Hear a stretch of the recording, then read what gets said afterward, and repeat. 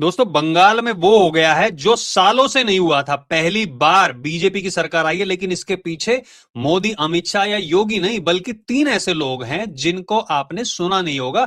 पीछे से बैठकर उन्होंने क्या ऐसा तिगड़म किया, क्या ऐसी चालाकी की कि बंगाल को बीजेपी की झोली में ला दिया। ये तीन लोग वो हैं जो माहिर बताए जाते हैं, और मैं गारंटी के साथ कहता हूं कि आप लोगों को इनके नाम नहीं पता होंगे। और जब मैं पूरी कहानी आप लोगों के सामने रखूंगा सिलसिलेवार तरीके से, तो आपको पता चल जाएगा कि जो हीरोज होते हैं वो सिर्फ पर्दे के आगे से नहीं बल्कि पीछे से भी काम करते हैं। तीन लोगों के बारे में आज हम चर्चा करने वाले हैं। बंगाल का रिजल्ट आप देख ही चुके हैं। लगभग, अब जब मैं वीडियो बना रहा हूं, 190 सीटें आने का अनुमान लगाया जा रहा है। असम में 80 से ऊपर की सीटें। चुनाव परिणाम अभी चल रहे हैं, जब तक आप ये वीडियो देखेंगे आपको स्पष्ट परिणाम मिल ही चुके होंगे। लेकिन सबसे महत्वपूर्ण जो यहां पर है, बंगाल की बात करते हैं। देखो, मैंने आपको हरियाणा चुनाव में कहा था कि वहां पर बीजेपी की सरकार आएगी, महाराष्ट्र में भी बताया था, और इन दोनों चुनाव में भी जो सोशल मीडिया पे फॉलो करते हैं बताया था, बंगाल और असम में बीजेपी ही आएगी। ये आप लिख के ले लो। ये चार चुनाव में मैंने जो प्रोडिक्शन किए हैं, बिहार में भी बोला था कि आएगी। 5 चुनाव हो चुके हैं जिनमें बोला था और बीजेपी आएगी, और वो आ चुकी है। तो मेरी जो गणना उसके ऊपर छोड़ देते हैं, बाद में बात करेंगे। लेकिन ये तीन लोग हैं कौन, इनके ऊपर चर्चा करने वाले हैं। मेरे पास पूरी डिटेल है, तो आप लोगों से निवेदन है इस वीडियो को पूरा देखना, और इस वीडियो को सब लोगों के साथ शेयर जरूर करना, क्योंकि जो ये हीरोज हैं ये कोई आम नहीं है।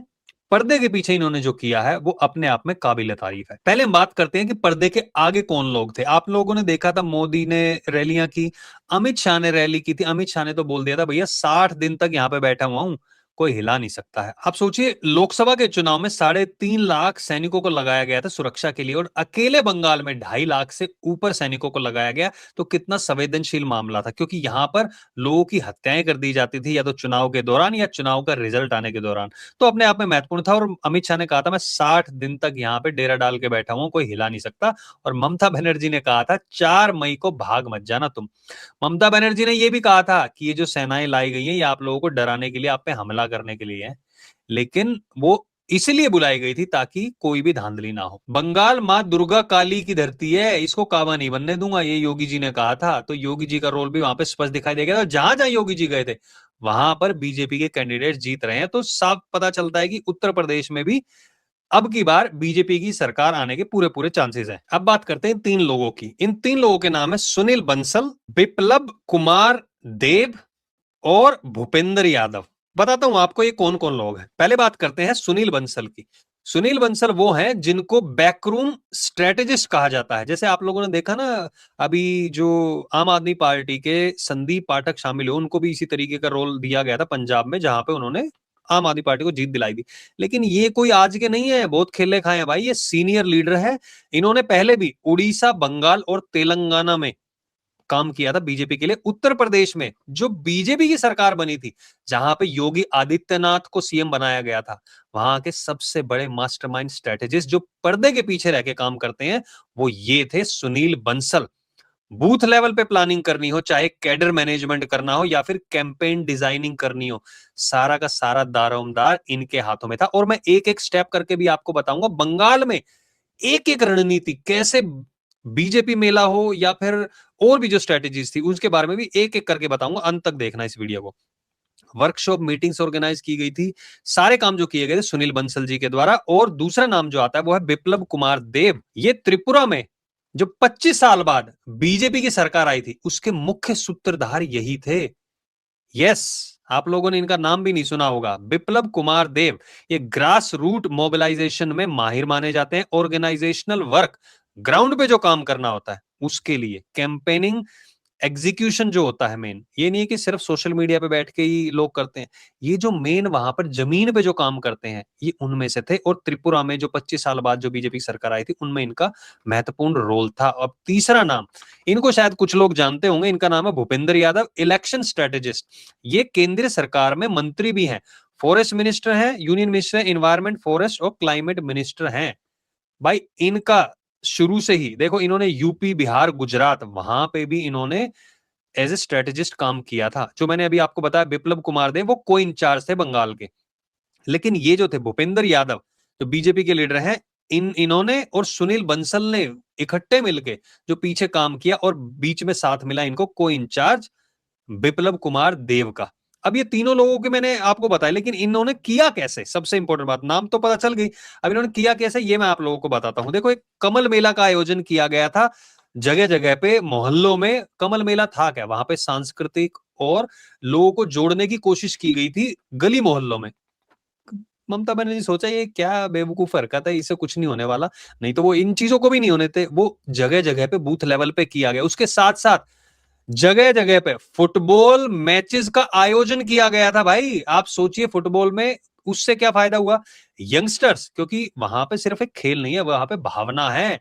जैसे आप क्रिकेट देखते हैं ना और जगहों पे, बंगाल में सबसे बड़ा खेल फुटबॉल माना जाता है। वहां पे जो यंगस्टर आए, वहां पे बूथ लेवल के जो कार्यकर्ता हैं, जो लीडर्स हैं, उन्होंने यंगस्टर्स के साथ तालमेल बिठाया और वहां से नींव पड़ी यंगस्टर्स को साथ लेने की।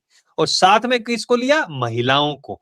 महिला जो है बीजेपी की कोर वोटर मानी जाती है, लेकिन बंगाल में जो महिलाएं थी वो थी टीएमसी की कोर वोटर। और जो ये बीजेपी मेला, कमल मेला, बीजेपी मेला नहीं कमल मेला इसको नाम दिया गया था ये। और घर घर पे बूथ लेवल पे देखो, फरवरी में जो एग्जाम शुरू हो गए थे, वहां पे आप चुनावी रैलियां ये इस तरीके से आप नहीं कर सकते थे कि जगह जगह पे कैंपेनिंग करके। तो उस टाइम पे 1.65 लाख घर घर जाके बैठ के की गई थी बीजेपी के कार्यकर्ताओं के द्वारा, लीडर्स के द्वारा, और जो बूथ लेवल पे जो लीडर थे उन लोगों के द्वारा। पूरे स्ट्रेटेजी के साथ किया है। आप लोगों को ये क्या बता रहे हैं, एसआईआर से हो गया, ईवीएम से हो गया, ज्ञानेश कुमार से हो गया, लेकिन जो ग्राउंड लेवल पे जो काम किया गया है उसको कोई नहीं बताएगा। ये मैं आपको एक एक करके बता रहा हूं भाई। 12,000 नुक्कड़ सभाएं की गई थी बीजेपी के द्वारा, 12,500। आप सोचिए एक एक नुक्कड़ पे कैसे उन लोगों को साधा जाए, कैसे काम किया जाए उनके साथ, ये ग्रास रूट लेवल पे काम किया गया था। चार्जशीट अभियान क्या था, चार्जशीट अभियान में टीएमसी के क्या क्या गलत काम है, क्या क्या काम उन्होंने नहीं किए। चार्जशीट अभियान ईडी सीबीआई की बात नहीं हो रही है यहाँ पे, क्या क्या काम थे जो नहीं किए, वो सारे जनता के सामने लाए गए सोशल मीडिया के द्वारा।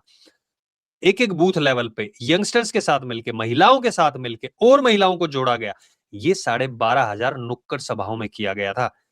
और अब की बार कैंडिडेट चुनने में ये नहीं कि सिर्फ पॉपुलर चेहरे, डॉक्टर, लॉयर, प्लेयर्स, उन लोगों को प्राथमिकता दी गई है। और तो और जो एक जो केस हुआ था, रेप विक्टिम की मां थी, उनको उतारा गया चुनाव में। वो जीत गई हैं 20,000 से भी ज्यादा वोटों से। जब तक आप देखेंगे इस वीडियो को रिजल्ट आ चुका होगा, 20,000 से आगे चल रही थी वो वोटों से, वो भी जीत गई हैं। उनके बारे में क्या कहा था ममता बनर्जी ने, अरे भैया लड़कियां बाहरी क्यों निकलती हैं इस टाइम पे, आप सोचिए। ऐसे बयान देने के बाद महिलाओं का जो साथ मिला बीजेपी को, वो अपने आप में उनको लीड की तरफ ले गया। यंग और फीमेल, देखो इसमें सबसे इंपॉर्टेंट जो और कुछ लोगों ने रोल निभाया उनके बारे में मैं बता देता हूं। केजरीवाल उनमें से ही एक है। केजरीवाल ने ममता बनर्जी की नहीं, बीजेपी की हेल्प की, क्योंकि केजरीवाल का चेहरा इस टाइम पे कट्टर बेईमान का चेहरा हो चुका है। क्यों? क्योंकि जिस तरीके से वो जुडिशरी पर सवाल उठा रहा है, जिस तरीके से उसका नाम आया था शीश महल में, जिस तरीके से नाम आया शराब घोटाले में, उससे उसकी जो एक जो चेहरा बन गया है ना, वो बन गया एक तरीके से कट्टर बेईमान का। क्यों? क्योंकि वो अपने आप को दिखाता था मैं कट्टर ईमानदार हूं। अब उसने दो लोगों के लिए प्रचार किया। आप सोचिए, एक तो किया इन्होंने स्टैलिन के लिए, स्टैलिन की भी सत्ता गई। और दूसरा इन्होंने किया था, वहां पे विजय कुमार जीत रहे हैं, एक्टर विजय, और ममता बनर्जी के लिए बंगाल में किया था। कहा था कि ममता दीदी जब चलती है ना, तो वहां पे दिल्ली में मोदी की कुर्सी हिलती है। हिला के छोड़ के चला गया बंदा, उसको अपने ही पार्टी तो बचा नहीं पाया, साथ साथ में क्या हुआ, बंगाल से ममता बनर्जी को भी उखड़वा के चला गया। तो रियल पनौती जो साथ चल रही है वो चल रही है केजरीवाल के इस टाइम पे। और जब प्रचार करने गया उससे ठीक एक दिन पहले ही 7 एमपीज जो थे आम आदमी पार्टी के, बीजेपी में शामिल हो गए थे। सोने पे सुहा गया। लेकिन एक इंसान और है जिसका नाम है पवन खेड़ा। उसने सोचा गौरव गोगोई को मैं सीएम बनाऊंगा। अब उसको अंदर अब ऐसी बात आई क्यों, गौरव गोगोई के ऊपर असम के सीएम हिमंता बिस्व शर्मा ने आरोप लगाया था कि भाई इस बंदे की वाइफ जो है उसके आईएसआई के साथ संबंध हो सकते हैं, क्योंकि कुछ ट्रांजैक्शन आईएसआई से की कुछ रिलेशन थे कुछ कंपनियों के साथ, उनके ट्रांजैक्शन थी गौरव गोगोई की वाइफ के साथ, जो काम करती थी जिनके लिए, वो सामने थी। और उन्होंने कहा था कि मैंने फाइल सौंप दी है। अब इन्होंने सोचा इनको जो पवन खेड़ा है राज्यसभा की टिकट तो दी नहीं, बेचारे काफी टाइम से वेट कर रहे हैं। और इन्होंने एक बार अपना दर्द छलकाया भी था और कहा था शायद मेरी तपस्या में कोई कमी रह गई। और फिर इन्होंने सोचा अब मैं नहीं छोड़ूंगा। किसी कांग्रेस के ही बंदे ने इनको फर्जी डॉक्यूमेंट्स भेज दिए। अब इन्होंने क्या किया, उन फर्जी डॉक्यूमेंट्स को हिमंता बिस्वा शर्मा और उनकी वाइफ के साथ जोड़ के और प्रेस कॉन्फ्रेंस कर ली। ठीक असम की जो इलेक्शन वोट पड़नी थी उससे पहले इन्होंने सोचा एक बार ये नैरेटिव चल गया, बाद में जो होगा देखा जाएगा। भाई उसको कुछ घंटे के अंदर ही डिबंक कर दिया गया, क्योंकि जो पासपोर्ट दिखाया गया था उसके डिजिट ही चेंज नहीं किए गए। वो पासपोर्ट की कॉपी अवेलेबल पड़ी हुई थी गूगल पे, बस उसमें फोटो और नाम चेंज कर दिया था, नंबर तक चेंज नहीं किया था, जिससे सारी चीजें निकल के सामने आ गई। हुआ क्या, पवन खेड़ा इधर उधर भागता हुआ नजर आया। भागता हुआ क्या, 2 हफ्ते तक छुपा हुआ था। सुप्रीम कोर्ट ने जब बेल दी तो अभी सामने आके कह रहा, तब तक तो हो चुके थे, इलेक्शन वोटिंग हो चुकी थी। वहां पे गौरव गोगोई को हराने में जो सोच रहा था मैं जिताऊंगा, सबसे बड़ा हाथ पवन खेड़ा का मैं मानता हूं, क्योंकि इन्होंने सोचा था कि जनता को बेवकूफ बना के और असम में इनको दिखा देंगे कि हिमंता बिस्वा शर्मा और इनकी वाइफ के इनके प्रॉपर्टीज भी है, इनके दूसरी कंट्रीज के पासपोर्ट भी हैं। और वो ठीक उसी टाइम पे किया गया था जब राहुल गांधी के ब्रिटिश पासपोर्ट का मामला उठा था। तो इन्होंने सोचा यहां से राहुल गांधी का जो मामला वो भी अलग हो जाएगा, दूसरी तरफ हिमंता बिस्वा शर्मा उसको भी असम से उखाड़ फेंकेंगे। हो गया दोनों चीजें उल्टी। राहुल गांधी के खिलाफ ऑर्डर पास कर दिया था कार्रवाई का, हालांकि उसको स्टे अभी लगाया हुआ है, उस पर आगे रोक दिया गया है, लेकिन असम में खेला हो गया। तो ये 3 लोग थे जो बीजेपी को जिताया जिन्होंने, और 2 लोग थे जिन्होंने 3 राज्यों में ओपोजिशन को हरवाया है। तो आप लोगों का क्या सोचना है, ये जो अनसंग हीरोज हैं इनके बारे में क्या कहेंगे, कमेंट सेक्शन में जरूर लिखिए। इस वीडियो को सब लोगों के साथ शेयर जरूर करना, क्योंकि हम हमेशा जो सामने होते हैं उनके बारे में बात करते हैं, जो पीछे से काम करते हैं। 3 जो बीजेपी के लीडर्स मैंने आपको बताए, इनका महत्वपूर्ण योगदान है। क्या लगता है आपको कि सीएम किसको बनाया जाएगा बंगाल में, क्योंकि असम में तो लग रहा है कि हिमंता बिस्वा शर्मा ही रहेंगे, बंगाल में किसको बनाया जाएगा, शुभेंदु अधिकारी या कोई और नाम? मुझे जहां तक लग रहा है, मैं अभी बता देता हूं आपको, शायद शुभेंदु अधिकारी को सीएम ना बनाया जाए, क्योंकि उनके पास 2-3 ऑप्शंस हैं जिनके बारे में मैं आपसे अगली वीडियो में बात करूंगा। फिलहाल इस वीडियो को सब लोगों के साथ शेयर करें, कमेंट सेक्शन में अपने विचार रखें, और जो पहली बार देख रहे हैं हमारे चैनल को सब्सक्राइब करें, फॉलो करें। बहुत बहुत धन्यवाद वीडियो देखने के लिए। जय हिंद, जय भारत।